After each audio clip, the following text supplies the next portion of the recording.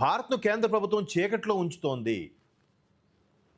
జీడీపీలో 4వ స్థానానికి ఎగబాకి రేపు 2వ స్థానానికి వెళ్ళాలని ప్రయత్నిస్తుంటే, వసుదైక కుటుంబం కాన్సెప్ట్తో ప్రపంచ దేశాలన్నింటిలో కూడా తిరుగుతూ ఒక్కొక్కరిది రిలేషన్ మెయింటైన్ చేస్తుంటే, ఇరాన్ లాంటి దేశాలతో కూడా రిలేషన్ మెయింటైన్ చేస్తూ, గల్ఫ్ కంట్రీస్, ఆస్ట్రేలియా, కెనడా ఏదో మన మీద నోటుకొచ్చినట్టు మాట్లాడేది. ఇప్పుడు మొన్న రియలైజ్ అయ్యి ఇండియా తప్పే కాదు అన్నట్టు మాట్లాడుతుంది.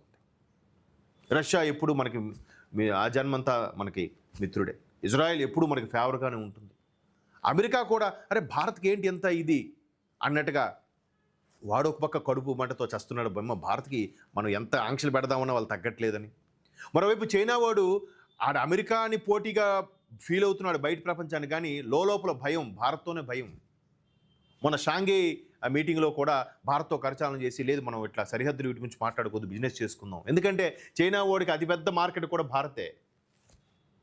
సో ఎంతగా వెళ్తుంటే భారత్ను కేంద్ర ప్రభుత్వం చీకట్లో ఉంచుతుందని ఒక కామెంట్ చేశారు. అంతకుముందు కూడా సరకు వ్యతిరేకంగా అయినా ఒకే వ్యక్తట ఒక ఓటు హక్కుని రోజుకు 250 సార్లు ఒకే రోజు వినియోగించాడంట. ఎంత పాజిబుల్ అండి? ఏదైనా ఛాన్స్ ఉందా? ఒకసారి చూద్దాం ఈయన విమర్శలు ఏంటో. భారతదేశ డేటా సార్వభౌమాధికారం విషయంలో కేంద్ర ప్రభుత్వం దేశాన్ని చీకట్లో ఉంచుతోందని, అమెరికాతో కుదుర్చుకున్న వాణిజ్య ఒప్పందాలపై పారదర్శకత పాటించడం లేదని కాంగ్రెస్ అగ్రనేత రాహుల్ గాంధీ తీవ్ర విమర్శలు చేశారు. ఎంతసేపు అమెరికాతో లాలూచీ పడింది, అమెరికాతో ఒప్పందాలు కుదుర్చుకుంది అంటున్నారు, కానీ mother of all deals European సమాఖ్యతో కుదుర్చుకున్న డీల్ గురించి ఒక్కరు మాట్లాడరు ఏంటండి? ఇప్పుడు ఇవి రోజంతా తిడుతూనే ఉంటారు కదా, రోజంతా విమర్శలే కదా. సంవత్సరానికి ఒక్కరోజు నిజంగా mother of all deals excellent కేంద్ర ప్రభుత్వం చేసింది అని ఒక్క మాట అనండి. 364 రోజులు తిట్టండి, ఒక్క 65వ రోజు మాత్రం ఒక్క సద్విమర్శ. అట్లీస్ట్ అమెరికాతో వాణిజ్య ఒప్పందం వల్ల మన ఆరోగ్య, ఆర్థిక, ప్రభుత్వ డేటాబేస్లు భారత్లోనే ఉంటాయా, లేదా విదేశీ కంపెనీలకు మన డేటా సార్వభౌమాధికారాన్ని తాకట్టు పెడుతున్నారా అని రాహుల్ ప్రశ్నించారు. భారతదేశం డేటా ప్రజలకే చెందుతుందని, కృత్రిమ మేధ రేసులో భారత్ ముందుండాలంటే మన డేటాను మనమే రక్షించుకోవాలని స్పష్టం చేశారు. కృత్రిమ మేధలో భారత్ 3వ స్థానంలో ఉంది. మీకు తెలుసా?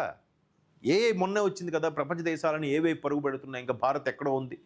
ఇలా మాట్లాడుకున్న తరుణంలో ఇంత జనాభాలో 140 కోట్ల పౌరసత్వం గల జనాభా, ఇంకా పిల్లలు, ముసలి, ముతక, అక్రమ చొరబాట్లు ఇవన్నీ పక్కన పెడితే, ఇట్లాంటి సందర్భంలో కూడా ఏఐలో 3rd ప్లేస్లో ఉందంటే గొప్పతనం ఎవరిదండి అది? పైగా మందెక్కువైతే మజ్జిగ పలచన అన్నట్టుగా ఇంత జనాభాని ప్రజాస్వామ్యం నడిపించడం చిన్న విషయమా?